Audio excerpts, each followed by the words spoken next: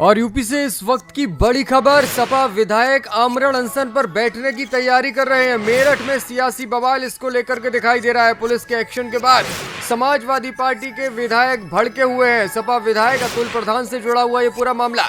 अतुल प्रधान ने आमरण अनशन पर बैठने का ऐलान कर दिया है।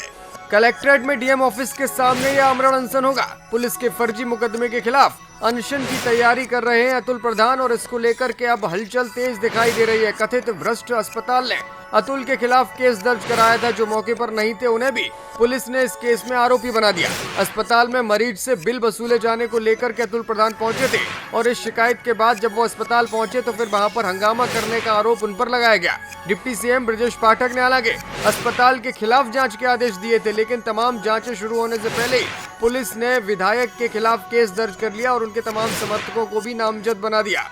इसी को लेकर के अब सियासत तेज हो चुकी है। मेरठ में बवाल कटा हुआ है और इसको लेकर के सपा विधायक आमरण अनशन का ऐलान कर चुके हैं और जैसे ही वो आमरण अनशन पर बैठेंगे निश्चित तौर पर सियासी हलचल न सिर्फ मेरठ में बल्कि लखनऊ में भी तेज हो जाएगी। सपा विधायक अतुल प्रधान ने आमरण अनशन पर बैठने का खुला ऐलान आज कर दिया है। कलेक्ट्रेट में डीएम ऑफिस के सामने वो अनशन पर बैठने जा रहे हैं। पुलिस के फर्जी मुकदमे के खिलाफ आमरण अनशन का ऐलान विधायक ने किया है। कथित भ्रष्ट अस्पताल ने अतुल प्रधान के खिलाफ केस दर्ज कराया था। पुलिस ने उन लोगों को भी इस केस में आरोपी बना दिया जो कि मौके पर मौजूद ही नहीं थे।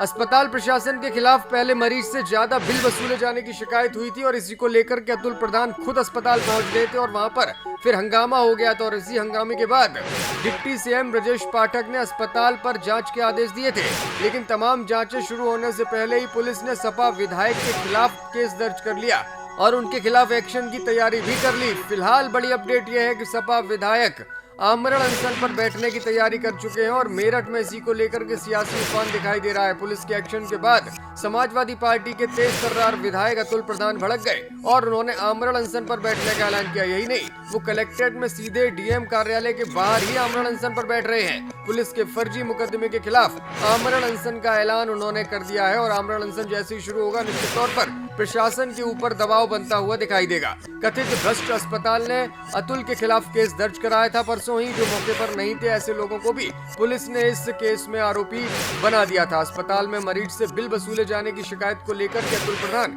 खुद समर्थकों के साथ अस्पताल पहुंच गए थे और फिर अस्पताल में हंगामा करने का आरोप उन पर लगाया गया, जिसके बाद डिप्टी सीएम ब्रजेश पाठक ने अस्पताल के खिलाफ जांच के आदेश दिए थे।